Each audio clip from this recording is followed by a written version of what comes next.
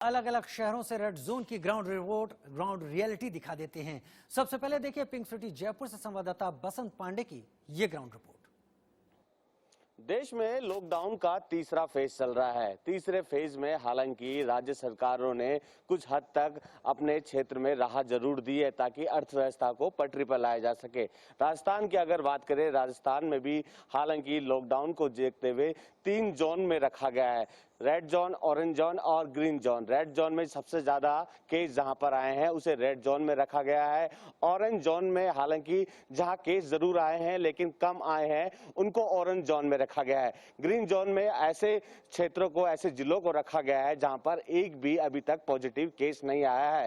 हालांकि जयपुर की अगर बात करें, राजस्थान के जयपुर में सबसे ज्यादा पॉजिटिव केस आए हैं, लेकिन यहां पर भी कुछ हद तक लोगों को राहत जरूर दी गई है।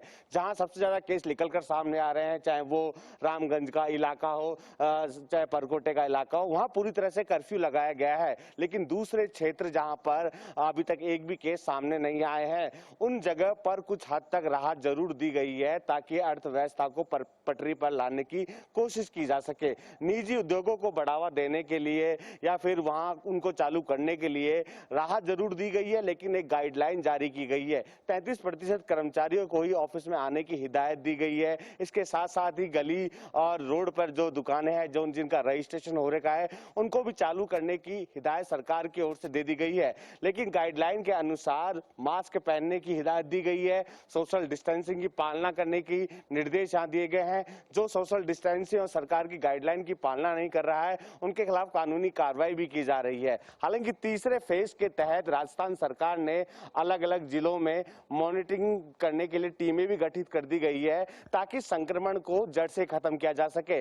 जयपुर में भी टीम लगातार मॉनिटरिंग करने में लगी है, क्योंकि राजस्थान के अलग अलग जिलों की अगर बात करें, जयपुर, जोधपुर, कोटा, भरतपुर, बांसवाड़ा में लगातार जो है जिस तरह पॉजिटिव की संख्या में इजाफा देखने को मिल रहा है, तो यहाँ पर कहीं ना कहीं रेड जोन घोषित कर रखा है। लेकिन कुछ हद तक राहत जरूर दी गई है ताकि उद्योगों को बढ़ावा मिल सके और जो बिगड़ी हुई अर्थव्यवस्था है उसको पटरी पर लाया जा सके। हालांकि मुख्यमंत्री अशोक गहलोत लगातार मॉनिटरिंग करने में लगे हैं, अधिकारियों को दिशा निर्देश देने में लगे हैं ताकि संक्रमण को राजस्थान से पूरी तरह से खत्म किया जा सके। कैमरा पर्सन विष्णु के साथ मैं बसंत, इंडिया न्यूज, जयपुर। चलिए अब जयपुर से चलते हैं जम्मू, जहां पर कोरोना के रेड जोन से ज्यादा जानकारी दे रहे हैं इंडिया न्यूज संवाददाता अजय जांड्याल। डिस्ट्रिक्ट जो है यहाँ जम्मू के अलावा सांबा और कठुआ डिस्ट्रिक्ट जो हाईवे पे पड़ता है, ये सारे रेड जोन डिक्लेयर किए गए हैं। मगर अब इन डिस्ट्रिक्ट्स के अंदर जो है कंटेनमेंट जोन जो है कहा जाता है उन इलाकों को जहां पर कोई भी टेस्ट पॉजिटिव किसी शख्स का पाया जाता है। हम इस समय पहुंचे हैं नई बस्ती के साथ लगने वाले अशोकनगर इलाके में। यहाँ पर भी कुछ दिन पहले एक शख्स जो है उनकी रिपोर्ट पॉजिटिव आई, जिसके बाद इस पूरे इलाके को सील कर दिया गया है। जैसे मैंने कहा कि जम्मू पूरा डिस्ट्रिक्ट जो है वो रेड जोन है। वजह बड़ी साफ है, क्योंकि जब बाहरी राज्यों से लोग जो है वो बाहर से शुरू हुए वापस आना, तो कहीं ना कहीं खतरा बन जाता है कि उनमें किसी तरह का संक्रमण ना हो और वो ज़्यादा परेशानियां जो है वो बना सकते हैं। इसीलिए आप देखेंगे तो यहाँ सुरक्षा बलों की तैनाती है, कंटेनमेंट जोन इनको डिक्लेयर किया गया है। और इसी तरह के लगभग 3 से 4 कंटेनमेंट जोन जो है वो जम्मू डिस्ट्रिक्ट में इस वक्त हैं।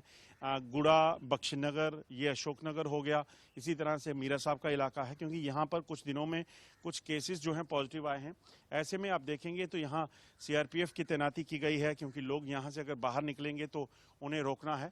इस तरफ अगर आप देखेंगे तो ये जो इलाका है, यहाँ जो गलियां हैं वो पूरे तरीके से वहाँ पर भी अलग अलग तरीके से इनको बंद किया गया है, बैरिकेटिंग लगाई गई है, क्योंकि यहाँ से भी किसी को बाहर आने जाने की इजाज़त नहीं है। और इसी तरह से आप उस तरफ अगर आप देखें तो यहाँ दूसरा जो इलाका पड़ता है, यहाँ पर भी इसी तरह से जो है आगे तारबंदी की गई है ताकि किसी भी तरह से बाहर से कोई अंदर ना आए, अंदर से कोई बाहर ना जाए।